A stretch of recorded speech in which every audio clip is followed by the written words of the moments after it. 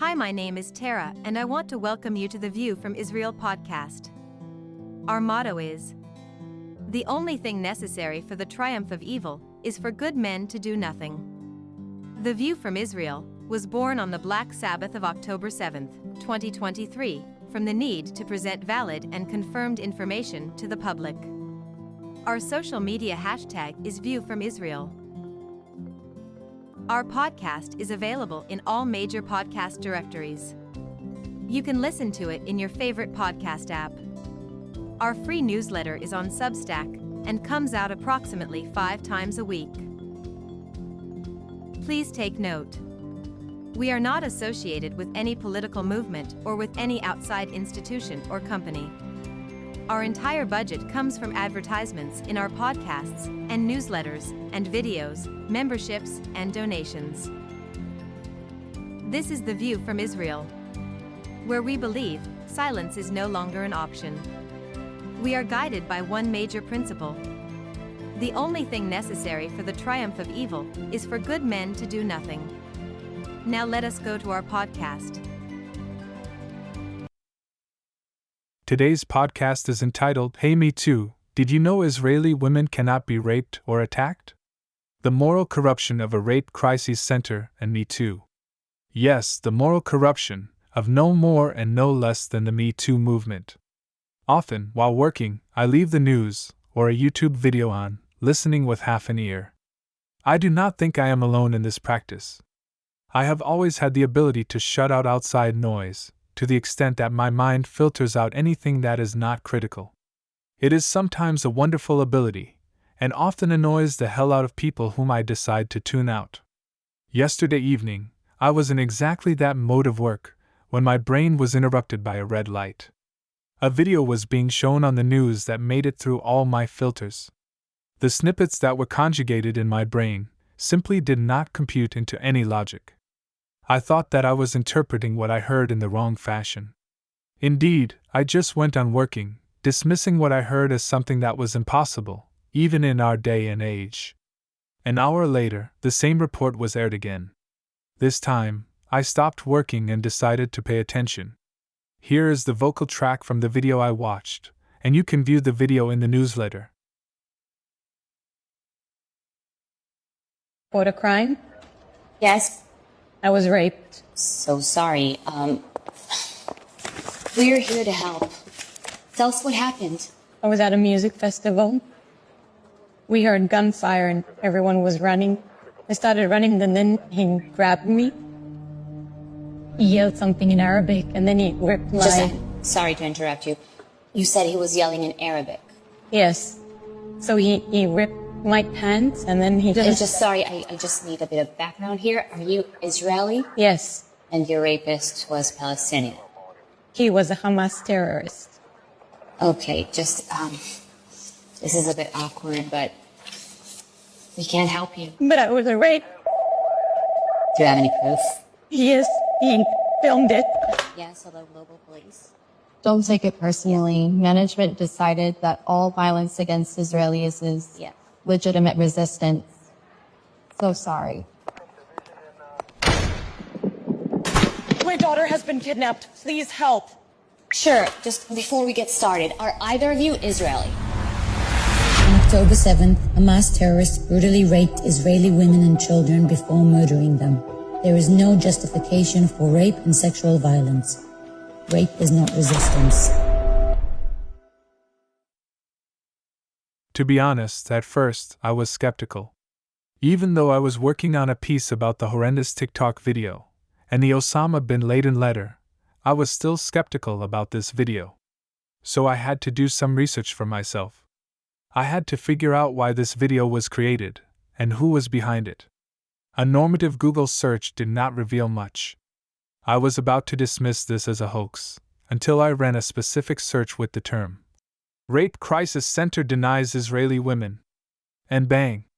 Since the specific Rape Crises Center is in Canada, a country that has shown a very ugly side of anti-Semitism during the current war, and moral ambiguity second to none, which is shocking considering its allegiance to the values of freedom and peace, let us first begin with the Canadian papers, so I am not accused of bias.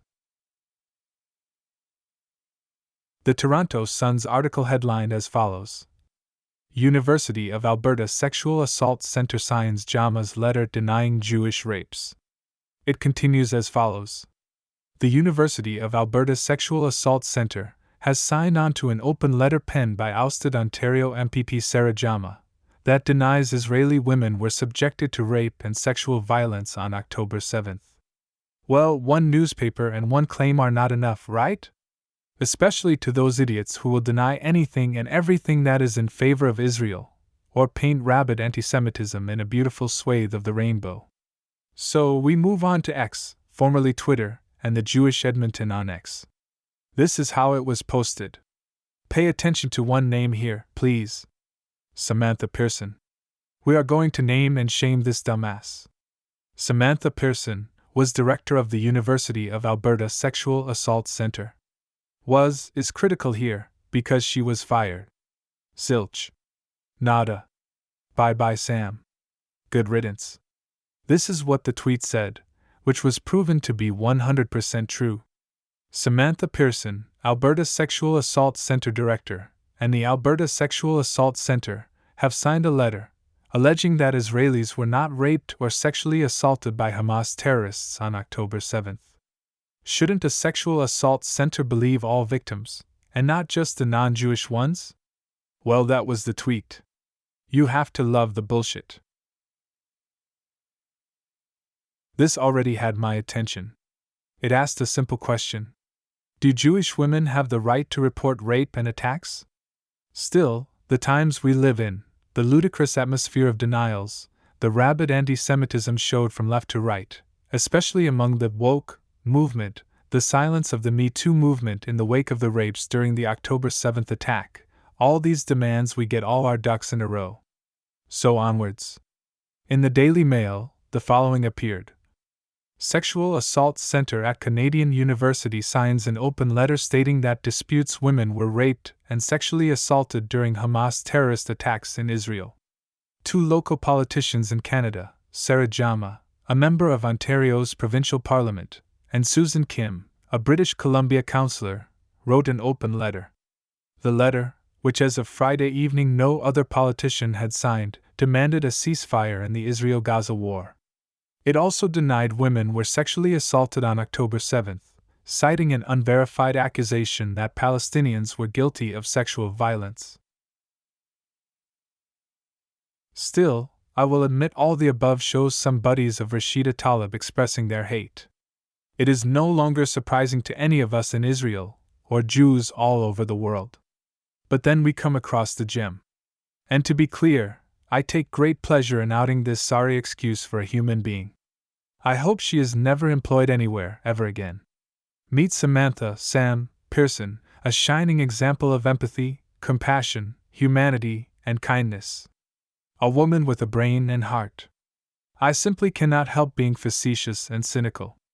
Good old Sam has disappeared from LinkedIn, but you still may be able to find her shining example of her page. A picture of it is in the newsletter, which corresponds to this podcast. In the Times of Israel, the following article appeared, with the headline: Head of Canadian Campus Sexual Assault Center signs letter denying October 7th rape cases. Letter slams center-left leader for mentioning unverified accusation of sexual assault, as Israeli police build rape cases against Hamas-led terrorists using array of evidence. Some of the text of the article continues as follows. The director of the Sexual Assault Center at Canada's University of Alberta sparked outcry Friday for signing on to an open letter denying Hamas-led terrorists raped women during their devastating October 7th onslaught in southern Israel. Samantha Pearson signed the letter titled, Stand with Palestine, Call on Political Leaders to End Their Complicity in Genocide, which slammed center-left New Democratic Party leader Jagmeet Singh for repeating the unverified accusation that Palestinians were guilty of sexual violence, among other critiques of the lawmaker on the issue. The center's account on X has since been deactivated. The letter was authored by Susan Kim, a city councillor in Victoria, and Sarah Jama, a member of Ontario's provincial parliament who was booted from the NDP over remarks made only 3 days after the October 7th massacre, calling Israel an apartheid state while ignoring Hamas's atrocities. Now I am convinced. It really is true that Israeli and Jewish women cannot be raped and attacked. After all, such women were created to be raped, burned, mutilated, have their breasts cut off, and have fetuses ripped out of their stomachs, while they are still alive, because they are Jews. Or because they are Israeli. You take your pick. They deserve it because Hamas are simply exercising their right to free expression. Right. Of course, right. Now, do you, dear members of the free left and right, who think your value system is pristine and wonderful, understand the depth of depravity that many among the enlightened in Western civilization have reached? Do you understand how ludicrous all your inherent, liberal, attitudes seem?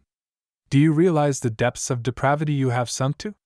Do you not yet understand that lovely Samantha Pearson is, at heart, the worst Nazi one can imagine? Where did your balanced view of the world go? Where did all your lofty ideals disappear?